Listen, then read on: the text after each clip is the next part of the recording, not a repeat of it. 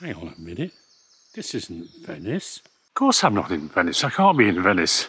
There's a lockdown. It's June now and I've hardly been out of the house for 3 months. The thing about storytellers is that we need people to tell our stories to. And where do you find them?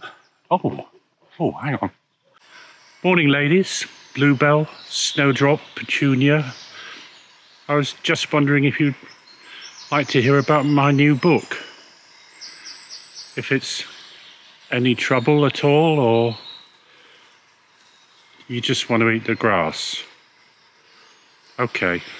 See, that's the trouble. Storytellers, we do need an audience. And I'm not sure Petunia and her mates really are that interested. The thing about writers is they often have eccentricities, little superstitions, talisman they need in order to make things work, or in order to think they make things work. You know, I know people who can't write unless they've got music on, which I'd find horrendous. I know people who have to have a cat in the room. I mean, a cat? Or they need a picture or a pencil or something special on the desk. This story is about somebody who has just such a talisman, and it's a very unusual one. His name's Tom Honeyman, and he used to be a reporter on a little newspaper in upstate New York.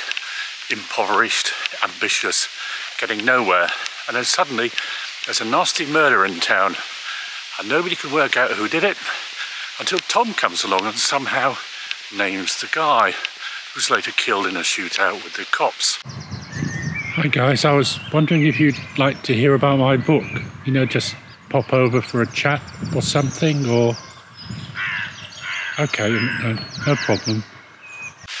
Now, Tom writes a true crime account of this murder, and it becomes a huge hit, makes him absolute fortune, gets turned into a movie, and flush with cash, he goes to Venice for the film festival on the Lido one year for the launch of his movie. And while he's there, he gets sold a pup, which is a tiny little remote island with a ruined villa on it, right in the very north of the lagoon. The location for Tom's sanctuary, his place to be a recluse, a hermit, is quite important here. It's an island right in the north of the lagoon, well beyond all the tourist parts, and it's known locally as Maledetto, which means cursed. It used to be used as a quarantine place for lepers and for people with plague. There are still bones there. There are still ruins of a church. It's spooky, it's deserted, and it's utterly alone. This is Tom's villa, or at least it's the building I imagine to be Tom's villa. If you're interested, you'll find it just off of Matsorbo, not far from the Vaporetto stop, on an island on the other side. And this is Tom's talisman, because every year he comes to his villa. He goes into lockdown, into isolation, to finish or to start a new book. He sets himself a deadline. 1 week to a festival called Redentori, which is a big event in Venice. Originally it was there to mark the end of a plague, but it's now a big public festival with fireworks. And Tom locks himself away in his villa. There's no phone, there's no internet, there's no contact with the outside world. And in those few days, he thinks he's going to come up with another winning story. And he needs that because his career's a mess, he's broke, and actually nobody wants his book. So when we catch up with him years after the murder story that made his name, he's struggling. I hope the lockdown haircut comes out all right in this, by the way. It's amazing what you can do with pink inches. Now when Tom turns up in Venice, he's got a nasty surprise awaiting him. He's not actually alone. He's got an intruder, and this intruder tells him that Tom nailed the wrong guy all those years back in Prosper, New York, and now he's got to put things right. He's got to find who really killed those people back then. He's got to write that story. He's got 5 days to do it until Redentori, and if he doesn't, he's dead. And to make matters worse, Tom's going to do this without any access to the outside world. No internet, no phone, nothing but the material which his mysterious captor provides him with. Hello folks, how are you doing? Long time no see? Well, okay, it was yesterday. I was just wondering, did you know that you can put an app on your iPad that allows you to read books. Amazing, isn't it? Yeah. I thought I'd leave that thought with you. All books have layers. They have a top story which kind of drives the narrative, but they have stories running underneath the surface too. The top story for this is the obvious one. Can Tom actually name the guy who really committed those murders in time to save his own life? But underneath that, there are surface stories that, you know, as a writer, I often find just as interesting. One of them is to do with success. You know, he had this brief success that earned him a vast sum of money, but at the same time it ruined him. His family broke up, his wife committed suicide. He couldn't find the spark of creativity and inspiration that he got in that very first case with a true crime story. I hope there's a story about writing too, because Tom's one of these guys who's struggled with writing, like most of us, even those of us who've been doing it for decades. And he needs to find more than a talisman of a ruined villa in Venice to get him out of this hole. And I think one of Tom's big problems is that he can't tell the difference between truth and fiction. He obviously cut a few corners when he was writing the book that made him rich. But since he made him rich, he didn't really matter.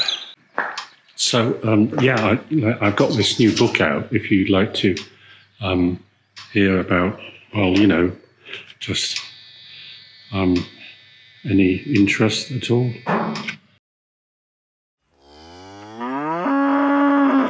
If you're a reporter, you know that the truth always has to be better than a great story. Tom didn't. And actually the same applies if you're writing fiction, although it is a bit more nuanced. You have to write stories that are true to what you believe, to what you feel, to the kind of tale you want to tell. Not invent something because you think that's what the market or editors or even readers want. I wonder if...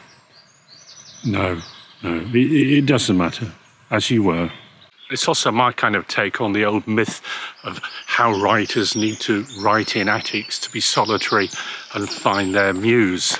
I've never ever believed that, really. You know, stories come from humanity, they come from people, they come from the world.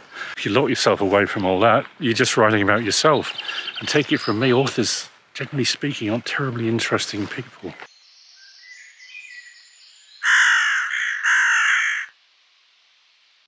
What kind of book is Shooter in the Shadows? Well, there's a ticking clock, there's a deadline. It's a thriller. It has to be. Tom Honeyman must find the truth and write it down before those fireworks of Red and Tory on Saturday night, or he's the one who's going to be dead. I think it's also a story about family and how difficult it is to repair ties that have been broken by tragedy. It's a story about honesty. Honesty with yourself as much as honesty with other people. And I think it's also a riff about writing itself. Tom Honeyman needs to rediscover his mojo. We all do from time to time, although not in such desperate circumstances. And as the story progresses, we see how he does this, so that by the end, he really is writing the truth and writing it very well indeed. Next year, I've got another book in Venice coming out, one that's very steeped in its culture and history. I really hope I can tell you all about that with a location video shot there, not in beautiful, sunny Kent. Well, thanks for joining me into my first excursion to what I gather is called vlogging. Very interesting, very interesting. I'd rather be out there meeting people, but it's not possible at the moment.